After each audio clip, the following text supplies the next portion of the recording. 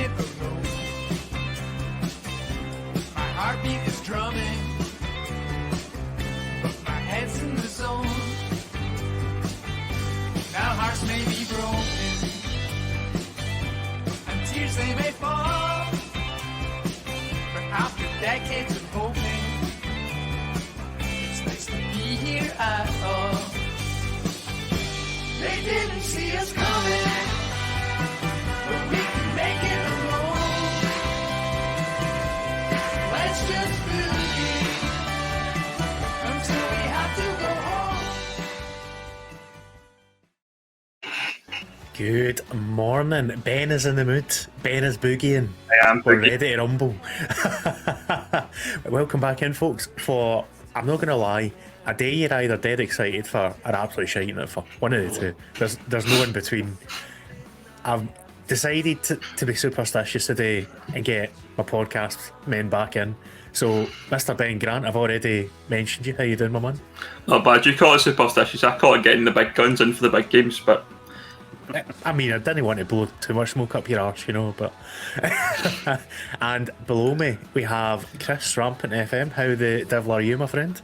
I am good, but I don't know why you've got us on if you're superstitious, because we only drew last time rather than we need to win tonight, eh? So We got the result we needed. That's all that matters. And, well, we've not scored a goal yet, so let's not get too carried away. We're the only team at the tournament that hasn't scored as yet. Turkey did get a goal in their third game, so hopefully we'll follow suit there, but not have a crap of defence as they did. it'll be the Scotland way to never score at the tournament. That would be the Scotland way. The Scotland way to do what Man City's doing there with the bottles, but we'll move on swiftly. Let's try and be positive today. We'll go through yesterday's games, obviously, as per usual. There was some cracking football yesterday and some terrible opinions floating about on Twitter. Gary Lineker, looking at you. But there's a lot of Ben Grant chat in the chat already. it's got a lot of fun. Barry Black's in the house. I'm quite enjoying. Deer Hunter's back in, welcome in, mate. Ken Man City Nerd. Right, let's get started. So, we initially had the Ukraine-Austria game that we were watching along with North Macedonia, Netherlands. I don't know about you guys, I was much more concentrated on Ukraine-Austria given what was on the line there for us. And Austria did us a solid, did us a favour getting... I didn't actually realise this, the first time ever they've got through to the knockouts of the Euros. So they were in the same boat as we were. And I'm surprised with the players they've had that they've not managed it, but they did the business 1-0. She was one going on 3 or 4 at points, but it wasn't a draw, and that was the most important thing for us. Who's going first? I'll jump in with that actually, Ben. And the reason being is because I'm pretty sure I was, when we were speaking to Michael, I was hyping up Austria a wee bit. I do think they're improving in terms of their quality and whatnot, and fair play to them. They obviously, as you mentioned, Mozza done us a massive favour getting the win there, but Austria, I think, are, I don't want to say are similar to Scotland, but I think they are on the sort of upward trend. I don't think they've ever been a massive sort of footballing nation, if you will, in terms of who they've got around them. Obviously, Germany being the main one, but I honestly think they are on the upward trend, and fair play to them. Obviously, well known Sabitzer, Alaba, and whatnot. So there is a few sort of world class players in the mix, but certainly, I guess on club level, obviously you've got your Red Bull Salzburg and all that sort of stuff. So I honestly think Austria are improving as a football nation. So. Well played to them. Thanks for the win, boys, as well. So, thanks for the assist. Absolutely. What were your thoughts on the game, Ben? I thought Austria were the better team. Ultimately, Ukraine were a disappointment. I was just really glad they didn't get a clean sheet because I'm a massive Daniel Bachmann fan. I had a short spell at Kilmarnock, and he's the goalie we've got up on our pedestal at Kilmarnock, and I'm just delighted to see him because the first couple of games I didn't really see much of him. I think he picked the ball of the day quite a bit, but glad to see him get a clean sheet. I was surprised because I thought Ukraine were decent in the first 2 games that I've seen them play, so I expected Ukraine to win that game, but good for Austria, did us a favour, so that's also really appreciated from that as well. So we obviously played Austria before, but I didn't see, we played them in the qualifiers, I didn't see much of them at that point, but kind of surprised, but we're here and we're happy they got a result.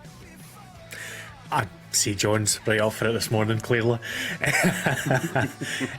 The other game, Gordon Pandev's Swan Song, Netherlands pretty confident in 3-0 against North Macedonia, who were unlucky not to take the lead, but after that, I watched the game back and it was all Holland.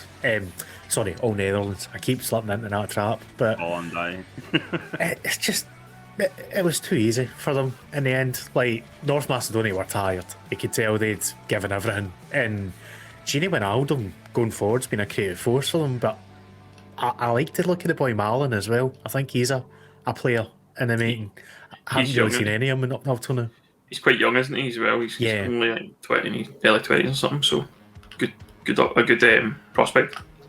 But him and Memphis up front looked a pretty deadly combo, especially Gini behind them. So the thing is, with the way the results have gone out, there is a high chance we now face the Netherlands in Bucharest if we win today. So I was watching it back with that in mind, and they're not the same team we played pre-tournament, but at the same time, they're not invincible. They've still got defensive frailties as well. So, any thoughts? I think the Netherlands look excellent. I'm a big fan and have been from the start. I've had, what do you call him, Depay in my fantasy team from the beginning. I'm a big fan of him, and as you say, the boy Malin looks good. The thing I think they came into the tournament was about the defence, wasn't it? Everybody was a wee bit concerned about the defence of Holland, Netherlands, and they look pretty solid at the back now. I think they've tightened up any issues they've had, and then they seem to be getting on. So no shock they went and scored 3 past Macedonia. I've never really seen much of Macedonia that I really thought they were decent. So a good result for Holland. Obviously just sets another marker for everyone else to say that maybe Holland are no mugs and they're here to compete. Yeah, any thoughts to add in there, Chris?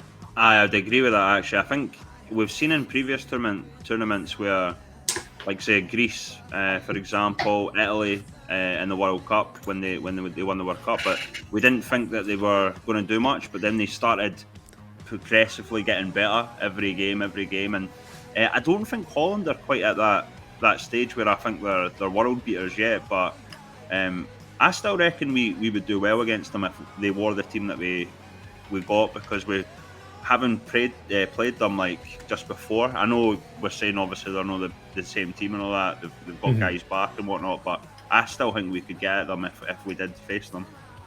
But that's just me being confident as which might change obviously after tonight, so we'll wait and see. Yeah, I'm actually going to, before we get into the second slate of games, I need to share something that I've just remembered the other night. I was talking kind of when we got started about terrible takes, so let me bring this into the mix. Daniel Sturridge, if anyone saw this on Twitter last night, Italy are dark horses, top coaching team, very organised. I fancy them to be in the final. Since when were a team that won all their group games and dominated a dark horse? Like, Daniel Sturridge just woke up. He's just back from Dubai. He's missed it all or something. Not seen a game. He's like, he tweeted out after the third game they played. I think we were reassessing our dark horse tag after the first Italy game, I think, because they looked so good. So a bit weird, yeah. Oh, Italy, well. Oh no! Obviously, we're not really discussing them today, but they look class. They look class. I mean, even when they weren't playing, I think in the third game they didn't play that well, but they had like the whole sort of reserve, well, not the reserve team, but certainly the secondary team out, and they still won. So amazing. Aye. It was an important one to kind of keep an eye on. Given we'll get into the stipulations later on of what can happen if either Scotland or Croatia win. Because ultimately, anything we say for Scotland today is also equally true for the Croats. But into the second slate of games, and the one that really made me smile last night was Denmark beating Russia 4-1. After everything that's happened with that squad of players, they finally kicked into gear, and they did enough to get through, and I'm delighted for them. Like, it feels like one of those stories that's going to be remembered for this tournament now, and I actually quite fancy Denmark to go quite well after this. It's always nice to beat the Russians. MD beating Russia is always a good thing. Let's be honest. So I'm glad. I'm glad I for noticed them. the Ukrainians were quite happy. Aye. That was it. I think it's good to see them obviously kind of get onto a bit of a game. Obviously with Eriksen and stuff like that, I think it's just the other day we spoke that taking Eriksen out of the team in a normal situation is a big miss for them, and I'm glad they've been able to get out and get going and get some goals. And the boy Poulsen, I think he was quite good. I think he plays in Germany. Yeah. I didn't see much in the first game from him, but obviously that was obviously issues around that first game. So he seems to be playing pretty well, and they've got some.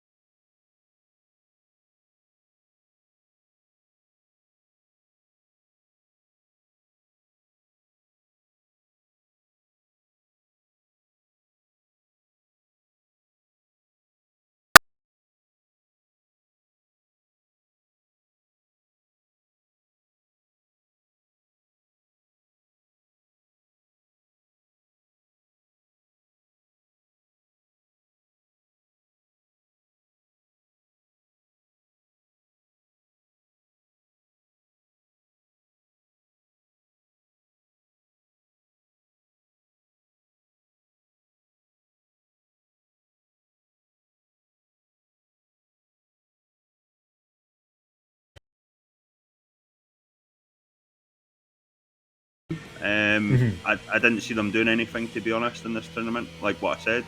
I know they do have previous, like people have mentioned, but you know, I think you mentioned obviously with like Akin Fief and that, you know, the goalkeeper. Yeah. So I mean, that was the last sort of generation of players. So I don't see Denmark going too far, but if they've got Wales, I think they've got a chance, obviously, going through there, because I don't think Wales have been at their. I don't think Wales are at their best, I would say. But to me, that is an interesting game, because I could see Wales, either team go through, basically. Because I do think Wales have something in the locker, obviously, with Ramsey and Bale and Daniel James that we've talked about. I think he's played all right. So I'm yeah, that was definitely one of the ties to look out for if for the next round, I would say. Dear Hunter, if you want to talk about important football matters, stick in the chat what you want to talk about, and your messages kind of tend to get brought up, mate. If it's just about England being brilliant and Scotland being rubbish, we probably aren't going to dwell on it, I'll be honest with you, mate. It's an old podcast, mate. You see enough of Euro 96 in the telly as well, as it's been. Can we talk about... funnily enough, we've not seen Gazza's goal since that game, have we? Interesting, that. Can we talk about Barcelona forward Martin Braithwaite at some point? I mean... Or Braithwaite, as he seemed to be calling Braithwaite, sorry, yeah. So I've said it wrong his whole career, apparently. Yeah, me Is too. it Braithwaite? I thought it was Braithwaite as well. Like. I saw that. Apparently it's if you were Braithwaite. British, you say Braithwaite, but obviously there must be something there. But, I mean, Barcelona forwards, remember, guys? Barcelona forward. Unbelievable. I mean, it's the boys like saying the Real Madrid centre-back, Jonathan Woodgate, though. Like... I don't... I mean, obviously, I understand the circumstances of the move, but it's hilarious when you see him play that you call him a Barcelona forward because he's absolute dog shit. I'm sorry, but he's... I think he's that bad. You don't think he offers anything? I honestly don't see anything from in any game he's played so far. To go back to an earlier earlier stream, he's a Danish Kenny Miller. Basically. Yeah, fair enough. Yes, he is some age though, isn't he? I'm sure he's so, like. yeah. I'm sure he is. He's in his 30s. I'm pretty sure he's. I'll double check that now. But by the way, Casper, coming in for the Pharaohs, thank you very much, my friend. I appreciate that. Hopefully, we don't do what we usually do and bottle it. Fingers crossed. But before we get there, I know everyone's dying to get into England and Scotland, so we'll cover Finland, Belgium quickly. I feel sorry for Finland, but Belgium are just class, aren't they? Even when they're not totally on their game, even when they're weakened, they've still got Lukaku up there who's going to score. And you could tell he was going to score at some point. It took one brilliant pass for Kevin De Bruyne and that was that game over. But Finland, no disgrace. They've acquitted themselves really well. They're not technically out of it yet. They could still sneak a third, but the kind of chances are against them the way things are playing it. We need to actually thank Belgium and Denmark for winning, because now we just need a win rather than having to score 2 or 3, which helps.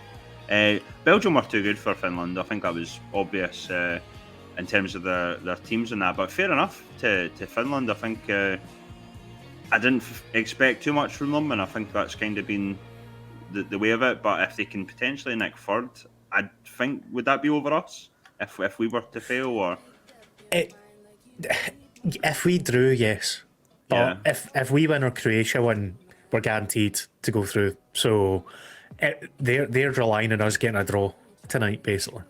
So hopefully they're not celebrating tonight. Nothing against the finish, but hopefully it's us that are celebrating over them.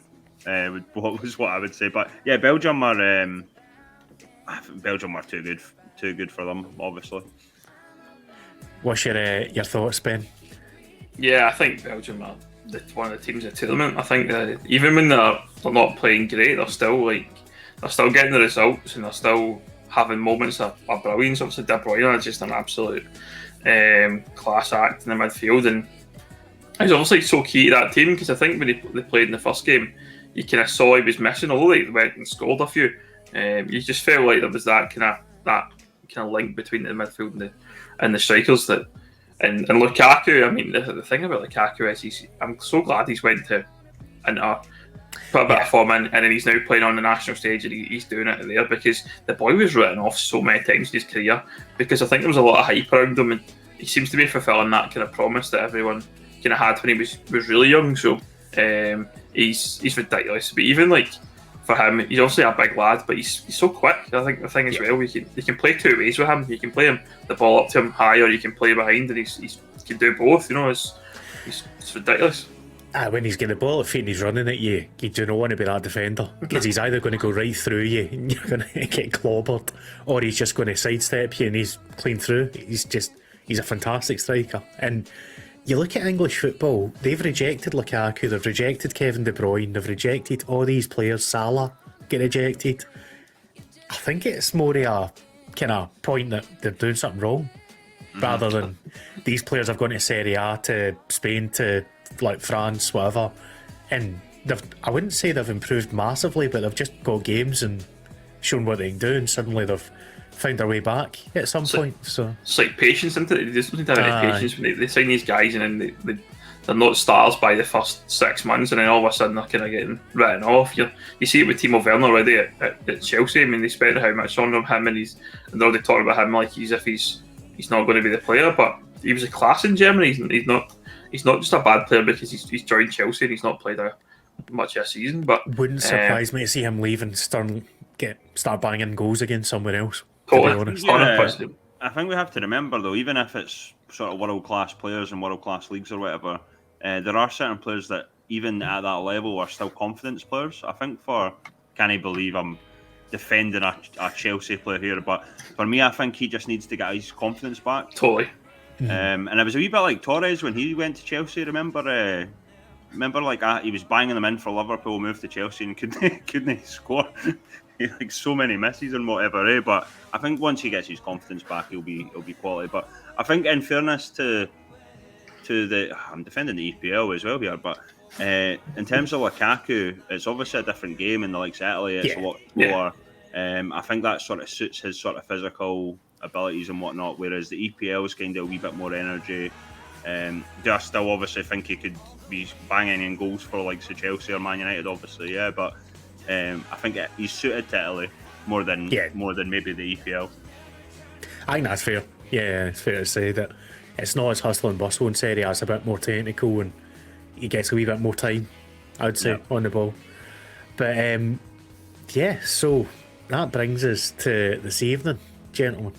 Let's start off with our neighbours down south, who have just about got their heads back on their shoulders after drawing to lowly Scotland. Czech Republic, home to England. Czechs are through. England are through. I don't really see much happening in this game, to be honest. I think England will ring the changes a bit. I can see Grealish and Sancho starting. I could also see the Czechs making some changes just to rest some players. Schick might not even play. I think the excitement's all going to be at Hampden, isn't it? But in terms of that game, ending other than a draw, maybe even England sneaking a win there. What do we think? I actually forgot England were playing, to be honest. That was something to concentrate on. Scotland, I was like, wait, Czech Republic, England are playing, what's going on? I could see it depends on the changes, obviously. We saw with Italy, if they're going to be playing their I guess not their B teams, but their sort of fringe players or the players that don't normally play. So, I don't know, I think Czech Republic could fancy that. Obviously, we know that there's a couple of England players out, similar to obviously Billy Gilmore, Mason Mount, and can't remember the other one, but it wasn't Dan James. Ben Chilwell. Ben Chilwell, yeah, that's it. So. Dan James is Welsh, by the way. Sorry, not Dan James, Reece James. Because somebody tweeted out going, do you think he's not in the friends circle? He's the one that's been left out of the Chelsea pals. But I can see, depending on how they change, because it's like Italy, they changed up their whole team, absolutely knackered me for fantasy. So brutal, innit? Brutal. So if they change it up and they both know they're through, I think England need it more than the Czech Republic, obviously. Can we still catch England, obviously, if they lose? And stuff we can. Like that? Yeah, so there is a scenario. England have to go out and get something for me, whereas Czech Republic will probably be a wee bit more laid back, I'm assuming. So one of the scenarios for Scotland to qualify tonight, or Croatia to qualify tonight, is either of us win our game and England lose heavy enough that the goal difference ends up in our favour, which would mean we'd face the runner-up of Group E in Copenhagen. So that's the most unlikely scenario, but it is still something that could potentially happen, because looking at the table, I'll actually bring this up on the screen again just now. Give me 2 seconds, folks. I'll share it. I don't think England will be too scared of this happening. I can't really see the Czechs pushing too heavy for this, but if I add it in there, England are currently sitting with one goal difference. They would need to lose by a couple of goals, and Scotland actually, would need... it would be a couple of goals. Scotland can score a couple as well, yeah. So I don't see Scotland winning by a couple of goals. They've got the head-to-head against Croatia, so that's not a worry for them. It would need to be Scotland finishing second, not Croatia. But basically, if there's a 3-goal swing, then Scotland could finish second. But I can't see it. Don't know about you guys, I just can't see it. I think England will win tonight. I think we talked before about the depth in that squad in terms of who they've got kind of to come off the bench. And again, the starting lineup. I mean, we've talked about Grealish before. Grealish, based on what he did against Scotland, probably starts. I think a lot of England fans would want to see Sancho and Bellingham as well. So potentially might get those guys in for a run. And it's not really a massively important game now. They probably want to rest the guys that have been playing, but the thing about the guys that have been playing, they haven't been playing particularly well, so it's a good opportunity for the guys that are on the bench to come in and stake a claim and show what they're all about, and they might have a different team coming into the round of 16. I think the interesting one for me is obviously we're mentioning players that have played and they've not been particularly well. I think Harry Kane's obviously been in for a bit of stick, but this could be a game where it just all turns round. We've seen it obviously from the first game that Scotland played against the Czech Republic, where obviously a lot of, I'm sure Ben will looking forward to get into it. Obviously the players, some of the players obviously proved us wrong, you know what I mean? So I think England need a wee bit of that. I think Harry Kane needs to go out and score 2 or 3 goals, and England just need to be the players need better performances. So because it's a weird one. Football's like, you forget things fast in football. Like Harry Kane didn't play well the first 2 games. He goes out and scores 2 the night, then it's all forgotten about, you know what I mean? So I noticed Pete bringing up there saying a 4-goal swing might be needed. It doesn't go to the fair play swing and all that. First it goes to goals scored before that. So basically, if England didn't score, they've only got 1 goal. so far in the tournament. Scotland win 2-0. Scotland have suddenly got the advantage in that, but we haven't scored a goal at this No, we haven't tournament yet. So scored let's not get ahead of ourselves. One will be enough if we keep a clean sheet, right? Doesn't matter how it goes in, off McGinn's arse or whatever, we'll take it. But any other thoughts for any more on Czechs England, or are we going to move on to the main event? Move on, Scotland. Move on. Right, here we go then. We have been desperate for a scenario like this for God knows how long. If you'd said before the tournament, when your last game you're in, I think we'd have all taken it, right? Yeah. Not knowing anything that happened beforehand. If all we had to do was just win our game and that was it, I think anyone would have bitten your hand off for it. So we can't complain with what we've been given, like what Phil's dealt was. The question is, are we going to do it? I'll go first. I feel like we can. I think for me, I didn't have a lot of. I'm probably one of the most pessimistic Scotland fans about it. And after the Czech game, you'd have been like that. No chance. I think I came in and said 3-1 England was my prediction. And so pleasantly surprised from Friday. I thought we looked excellent, and I think if we can continue that form, obviously Gilmour being out is a concern. I'm sure we'll talk about that in more detail. But it's one of those that I feel like we've got a good chance, and we're coming on to form. I think that's the main thing here, that we've kind of built up slowly. We had the Czech Republic's probably a bit of a false positive because we just had a bad game that day, but we've played well the last 4, 5, 6 games, and I think obviously you can tell that Clark's having an impact. But anyway, the only thing about for me is that Clark's had the players in day out training and things like that, so he's got time to work on a lot of stuff. Whereas I think before with Scotland, he's only getting the players for maybe 2 or 3 days before a match. It's not a lot of time to actually do proper work. So that's obviously coming to being. Some of the guys that have come into criticism, again, we'll probably talk about them in more detail, but the guys, they're stepping up, and there's some guys that you never expected to be able to be capable to play at the national level, and they are. So anything can happen for me, I think, and I think we've got a chance. Stu, please don't. Not the 92nd minute. Nah, far too late, man. I'm not good with that. That's I'll take a Lovren OG, by the way, but that's like a very, very good point that Ben's made there, because I think previously, like if you're an international team or an international manager and you don't get to these major tournaments, you literally don't only have like the week basically with the lads and the guys have together. So this is, I mean, even if we don't do it, and I'm not too sure, I'm at that sort of stage I was at before the England game, which I actually feel good about because we might actually do it, but I'm still not confident, which is great because hopefully that means that we'll get a result. But I think there's a lot of positives, regardless of what happens. There's loads of positives, obviously, like Billy Gilmour, David Turnbull, like younger players getting this experience. Collectively as a group for Scotland, it's been a great experience for the guys and also for the fans as well. It's great. I think sometimes I do feel we focus too much on like, oh, now we're here, oh, great, you know.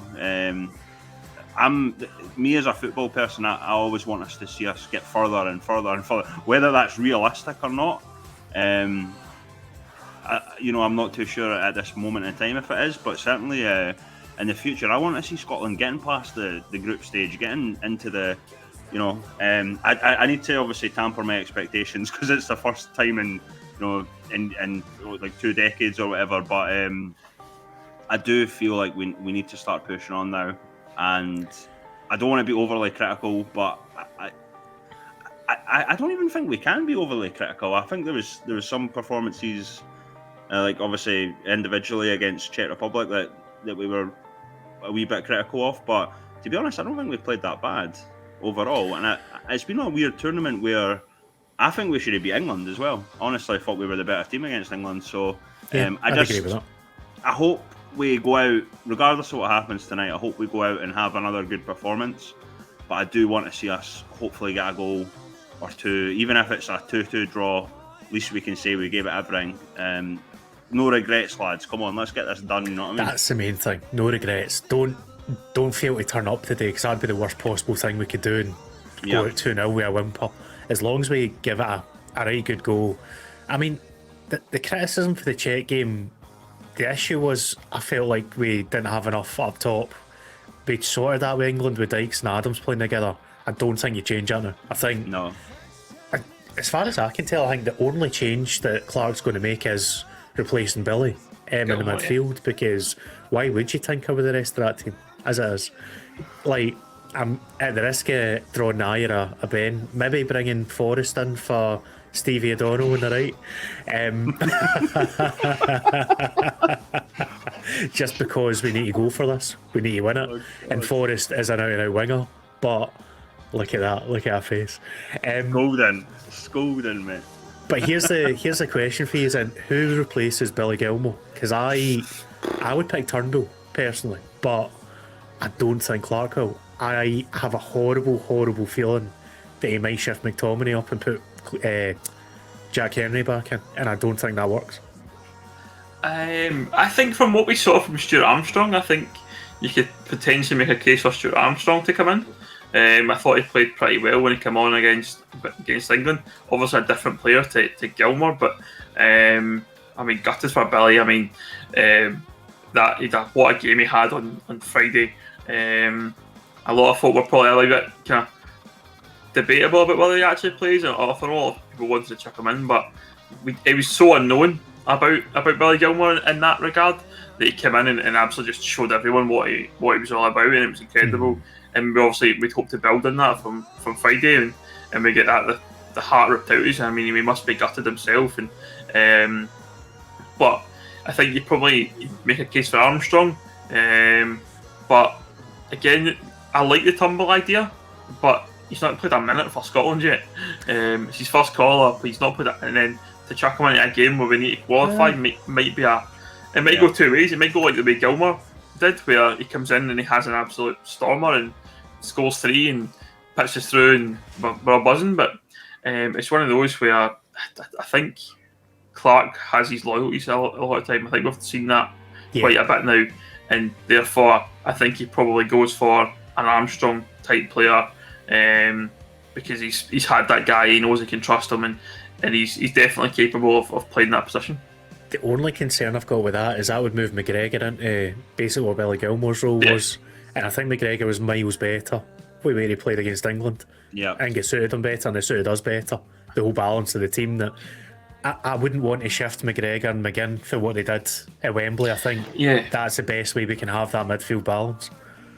As you say, I think you're right. I think the only concern would be that we maybe bring in a defender for McTominay and put McTominay in there, and I think that's not the way. I think I like McTominay at the back. He's good in the ball from the back, and can kind of it helps that right side as well, because I think we've obviously got that with Tierney on the left, but able to take the ball out and play it from the back, which is what we want to do. So he'll need to be someone. I think. What do you think about Fleck?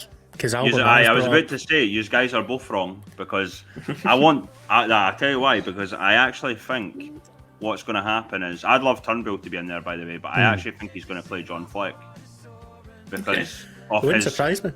Yeah, I honestly feel like Clark's going to go with Fleck, because I really like Stuart Armstrong. I've always rated him, but he wasn't suited to that role in the Czech game, and I think this is. I'm a wee bit more confident that he might throw Turnbull in there, but I don't think he starts for me.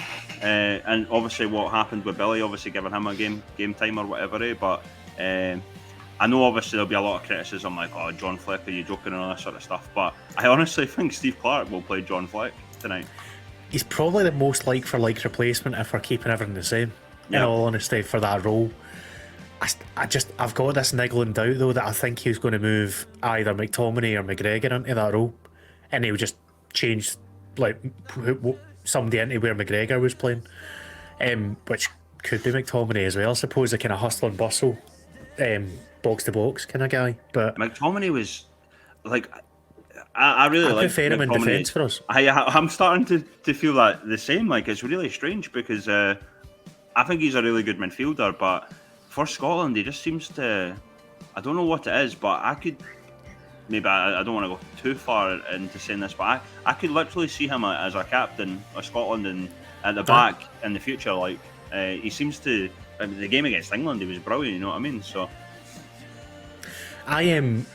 I think obviously he's not a defender, but he's pretty comfortable there now at centre back. Yeah. For the misgivings I had when Clark first tried this, it has worked. it worked to an out. extent. Jack Henry is good, but I don't think you lose too much defensively by putting McTominay there, but you gain the ability to pick a pass. Yep. And he does once or twice a game give away the ball in a stupid position. So you need to take that into account. That's a risk you take putting Scott at the back, but so does Jack. So the Jack I would Henry, argue. So you're not really kind of increasing the risk for having your out and out centre back there. And it seems that it's one of the two. Like they are the guys. Liam Cooper's not getting that right side role for whatever reason. He's basically Hanley's backup for the way Clark works it. So we should probably get into stipulations as well, just to explain that if anyone isn't aware. Yeah. Essentially, for Scotland or Croatia, assuming that one of us win, because a draw would just be a disaster for both of us. For the love of God, let somebody go through for this group, right? But there is now a very, very high chance that the winner of this game gets a Hampden fixture in the round of 16. And it is based on Poland beating Sweden in Group E. If Poland beat Sweden, they get on to 4 points. Sweden are on 4 points. Slovakia play Spain. One of them will end up in 4 points or 5 points. And then that's it. Sorted, basically. Because Portugal are nigh on guaranteed unless they lose 3-0 to France to get through in third. Germany or Hungary, there's going to be a team in 4 points anyway, regardless of what happens. So, assuming Poland beats Sweden, there's a game at Hampden on Ollie in the round of 16, and it's all set up for us to spectacularly bottle this in horrendous fashion. I'm just putting that out there now. Everything is going right, something's going to go wrong. As long as it's not us losing the game, as long as we can find a way to win the game, I don't care what else happens. We just need to get that monkey off the back. Arguably, you could say it's already went wrong with Billy Gilmore. You could. These things happen. What is it? What they say? Or they all come in threes. So I don't know what the other one would be. Because we've got other guys potentially getting tested this morning. True. Stevie Clark gave him a hug after the game, so we'll see if he's alright. The Scotland national team table tennis community will be getting checked, I'm sure. The video get deleted, never existed. I heard about that actually. For anyone that doesn't know, Andy Robertson the other night had put an Instagram video up, him, Billy, and who else was it? Was it KT maybe? McGinn. It was McGinn, all playing table tennis, and it's miraculously disappeared from the internet, that video. So I'm assuming they're taking no chances with the track trace and that. Saying, I'm wondering if they're in like kind of mad like kind of social bubbles within the in the camp, and that's like you only socialise with like 2 other people or whatever, and McGinn and Robbo have been told to go with Billy because he's a younger guy, make sure he feels welcome and all that. Because I think you listen to Robbo talk, he's talked like as if he's been around Billy quite a bit, so perhaps that's been why the 3 of them have been playing table tennis and they have been quite close. So there's potential there for obviously required to get testing done this morning, and hopefully they'll be fine to play, because let's face it, if fucking Robbo and McGinn have to get pulled out of the game. No, don't. What a disaster that'll be for us. That makes sense though, that group of players, because obviously they're all playing the EPL, so I wonder if he's doing it by like teams or where folk play in that. So. I'm going to keep nervously refreshing Twitter until about 1 or 2 o'clock this afternoon to see. The thing is though, right, just if Robbo, for example, has to come out, guess what? It's fucking Greg Taylor's time. It's his fucking time. This is his moment. It's Greg Taylor's Imagine moment. if Greg Taylor's one of the boys that takes us to a knockout stage. Imagine that. Greg Taylor and Stevie O'Donnell. I need to watch what I'm saying, because I know Ben really rates Greg Taylor, but he's went downhill. Like, I used to love Greg Taylor, but he's went downhill. He's like, I don't even think he's first team at Celtic. He really gets a game. No, he hasn't. He hasn't played much, but I think the thing about I'll go straight to defend Greg Taylor, man. My ex-Kelly wingbacks will get defence all day. I think the thing about Greg Taylor is that he's a defensive fullback. He's not suited to play going forward and like the way Celtic were playing, so that probably affects him. And obviously, Celtic fans have a fucking high opinion of everything, so they're expecting a lot more than Greg Taylor than he actually ever was. It was a good move from him, but he's never going to be anything beyond what he was at the time. He's but not Kieran Tierney, yeah. He's definitely exactly. I mean, Aye. exactly. That's the other thing. That the last left back they had was Kieran Tierney, who moved for 25 million to Arsenal. So, Yeah. in terms of the Scotland squad, I would say he is the third best left back in the country for Scotland. With KT playing that centre half role, that's probably why he's in the squad, because you probably wouldn't bring three left backs if you didn't have, if you weren't trying to play Robbo and Tierney together.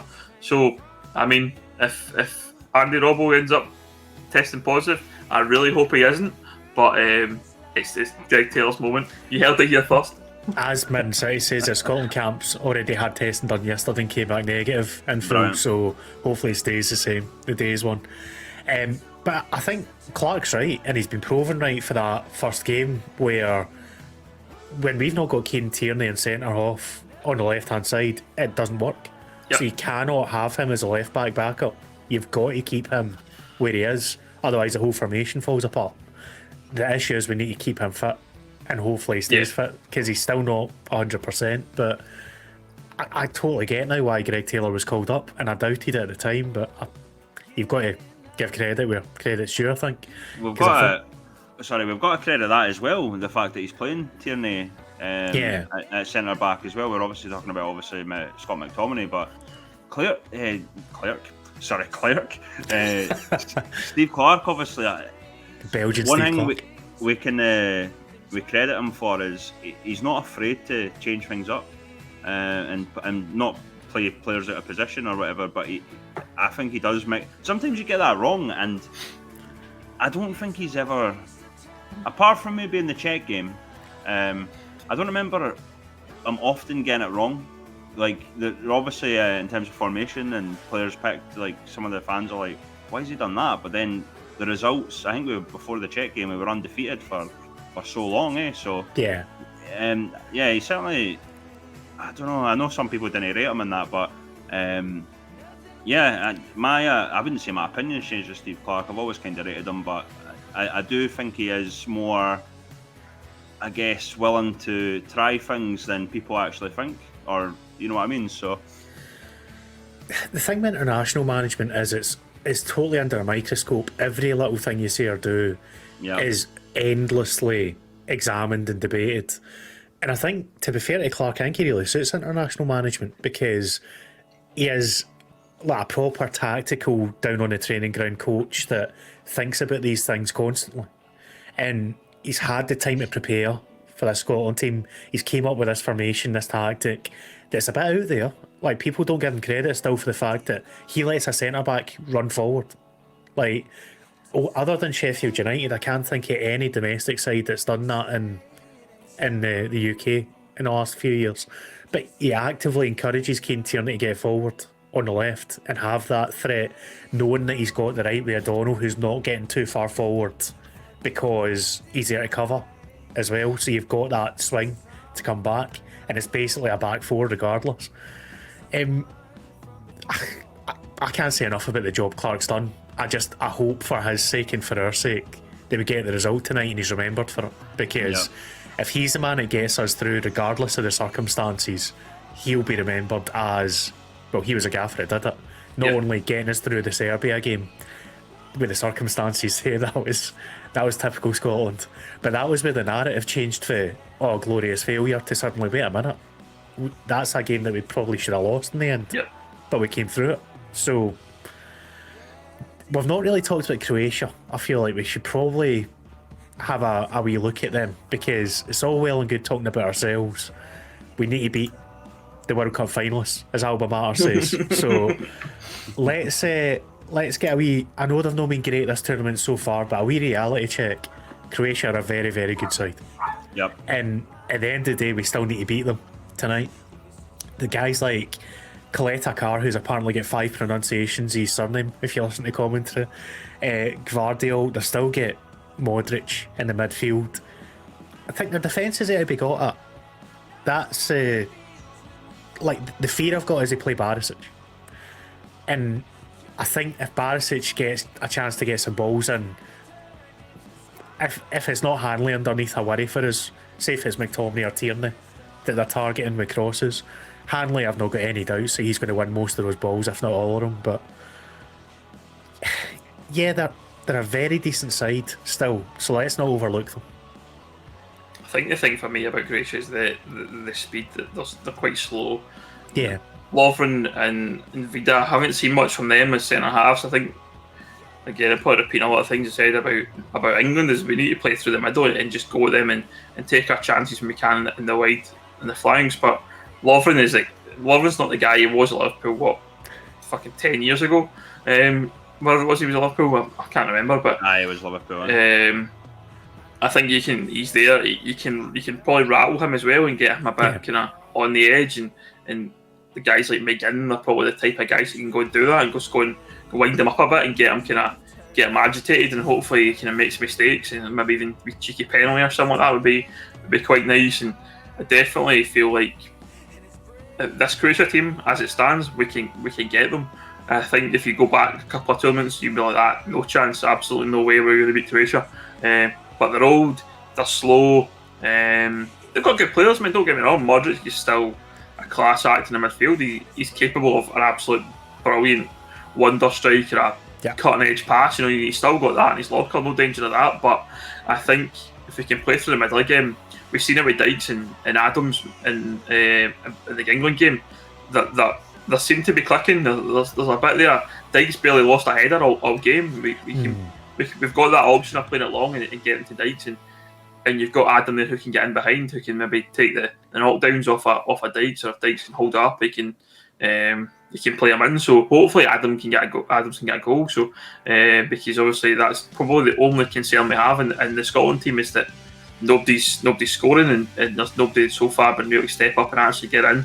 Look at the chances we've had in both games, and we've missed them, or they've been cleared off the line, or they've had a worldie save from the goalie. You know, so I think if we can get a goal scoring going, Croatia are there for the taking. Just before we get to Chris, I've noticed Charmander there. That's a couple of the English boys in the chat have said they don't fancy us tonight. Scotland's had the cup final essentially. That I'm curious about that viewpoint, because obviously we are going to be biased. We're Scots, but why is it that there's so much doubt about us playing against Croatia when England had absolutely no trouble with them whatsoever? They, like, as who was it said in the chat, Man City said they are the oldest team in terms of first 11 at this tournament. I think they're basically the team we want to play at this point, because I would agree. We're not the greatest getting chances created. We just need to take the chances when they come along. If anything helps us along the lines of the opponent's been slow and stuck in the mud a bit, then brilliant, because this is the kind of game where John McGinn will come to the fore, just driving through from midfield. If McGregor keeps the same role, driving through. Andy Robertson has the most completed crosses of anyone in this tournament so far. So if Dykes is getting any joy in the box, we're going to get chances. I genuinely don't get the idea that, we've had a cup final, we're going to lose to Croatia, because as much as folks say that, I don't actually think we expended that much against England compared to what we could have done. Like, we had more control with that game than I thought we ever would. I think the thing about all these English people is we've not been in the tournament for 20 odd years. We're here, we're competing with England man for man, and we're fucking in their heads now. We're here for the party. We're here for the party, and then they're just absolutely rattled the fact Scotland are capable, and they don't want, they can't admit it. They just can't admit the fact that there's a possibility that we could actually do this. I've seen nothing from England either that really stands out. So that's probably what it is. We're just living in their heads rent free right now, as the saying goes.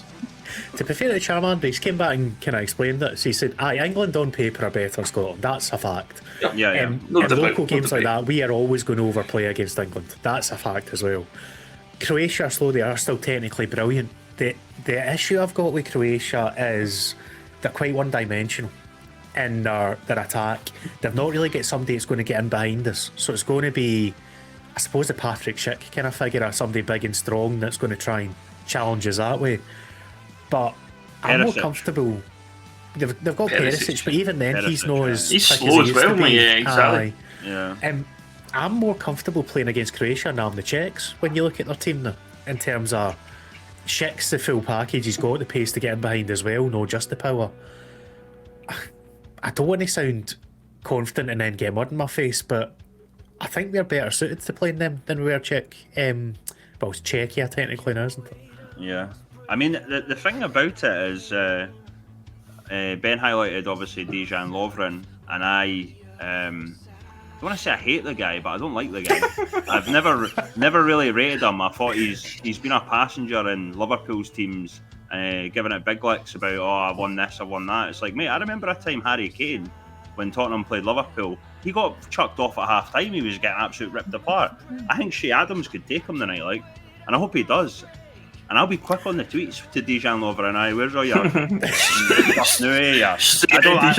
I don't know why. I don't like Dejan Lovren. I never have. I don't know what it is. I can see it now. Scotland won 1-0 after the game. Dejan Lovren on his phone like rampants at me again. I've never. I just. Nothing. Obviously, it's all sort of professional patter or whatever. I don't know the guy obviously, but I've just never rated him as a proper. When he was playing for Liverpool, he always got this sort of praise like, "Oh, he's world class." And I was like, "Has he ever been world class? Not for me." Like, no. He's always capable of a mistake. I think is the thing about exactly. Yeah. He's absolutely capable of one mistake a game. So again, I think Adams will bully him tonight. Honestly, I think hopefully either Dykes or Adams, and like what you were saying, Ben, get in his head, chat not a bit of nonsense to him, and hopefully he'll kick off and go mental. You know. It's not a Minion phone case, it's a BSC phone case. Didn't put that on me. we can send Steve McDonnell over for the chat because apparently he's really good at winding up Jack Grealish. Apparently, so this is true. This is true. We can send him over and get in his head. I love that chat, by the way. The whole "I'll be nice to him." Oh, I like your calves. How did you get your hair like that? Winding him up. Did you not see his tackle? Aye, that is true. That was. I can't be bothered chasing you anymore. Have it. Sent him into the next bloody dimension with that tackle, mate. But where is that? The other thing I find interesting was that Grealish has only been on the pitch about 25-30 minutes this tournament. England's most fouled player. Yeah, already. That's what he does, isn't it? That's his thing, isn't it?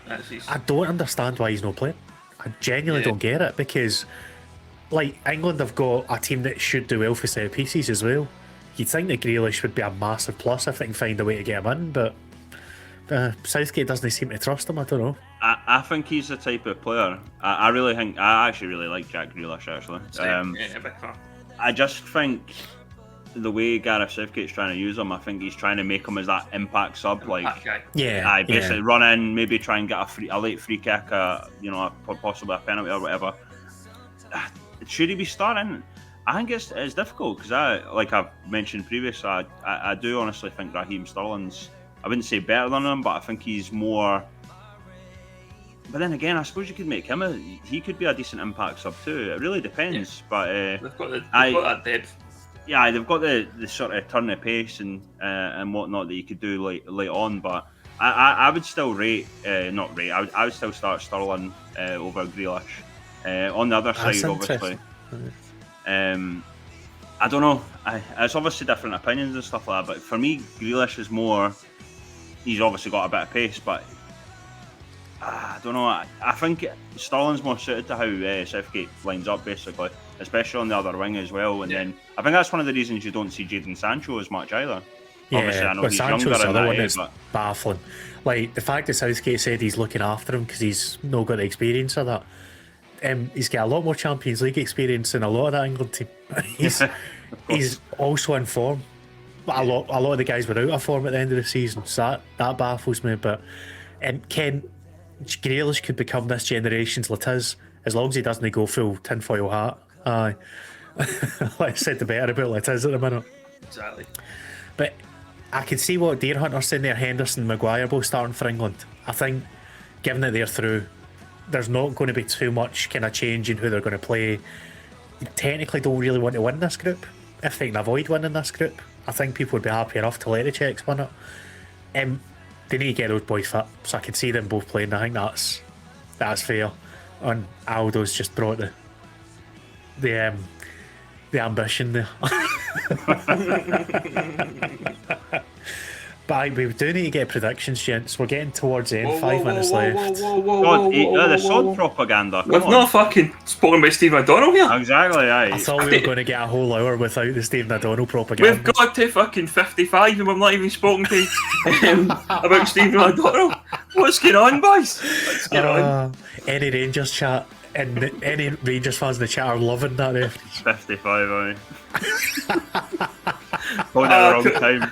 Couldn't resist, lads. Can I just point out that wasn't me? It was that guy. And he's and for anyone listening, he's certainly not a Rangers fan. Let's go. Exactly. There you go. The Don's loving it. There we go. There's the fan clubs in the house. Right. Well, I'm being funny, but I mean, we talked about it last week. He was obviously a pish against Czech Republic. We can all agree on that fact. Yeah. I mean, we'll all, but how the bounce back from Stephen O'Donnell is it's amazing. Like, I just wish he'd scored that goal, man, because that would have been like he'd been running around the park just going like that to everyone, the fucking crowd. Like, probably get sent off. But You know what I found strange about that? I do agree. Obviously, he was one of the players that were in for criticism in the first game because he didn't play well. But for me, the redemption story, if you will, was really for David Marshall.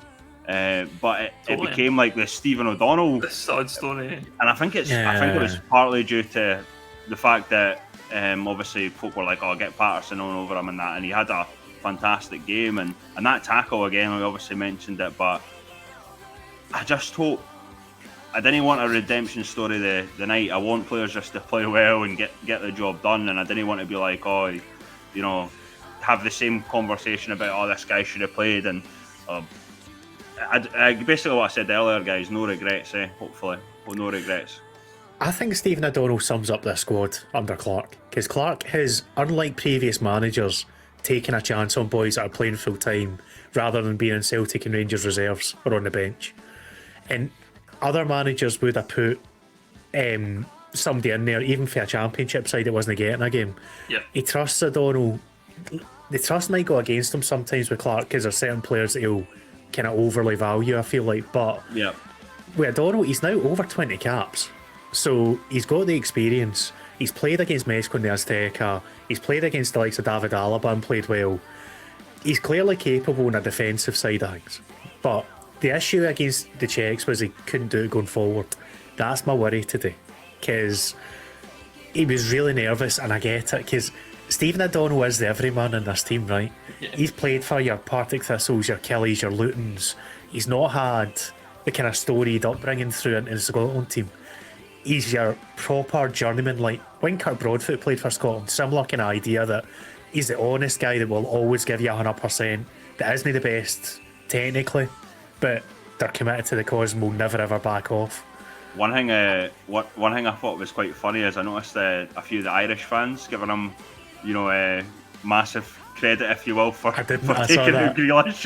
Brilliant. Irish. He also had one on Declan Rice as well, didn't he? So the Irish were big fans of him. But I really hope he gets his moment, O'Donnell, because 100% rooting for it. I've loved the reaction that he's had since the England game. Everyone being on his side, and that interview he did about Grealish was hilarious. If there's any way he can put an assist in to get us the goal to go through or something like that, I think it would just be outstanding. Because he's not going to be our starting right back for very long. Patterson's going to take that role, and it's a matter of time before that happens. He's not quite ready yet, I don't think. He's probably capable, but I don't think he's quite ready mentally yet, because he's played less senior games than O'Donnell's played Scotland games. Like, that's one way of summing it up. But there's a lot of hype around Patterson. There's a lot of hype, and that's exciting, I think, from a fan point of view, that we've got another young guy coming in there who could be in that squad for 10, 15 years or whatever, and very, very capable, and it's exciting. But right now, with Stephen O'Donnell, a fuck all as far as I'm concerned. So none of this James Forrest part either. Get that away. Get that in the bin around James Forrest.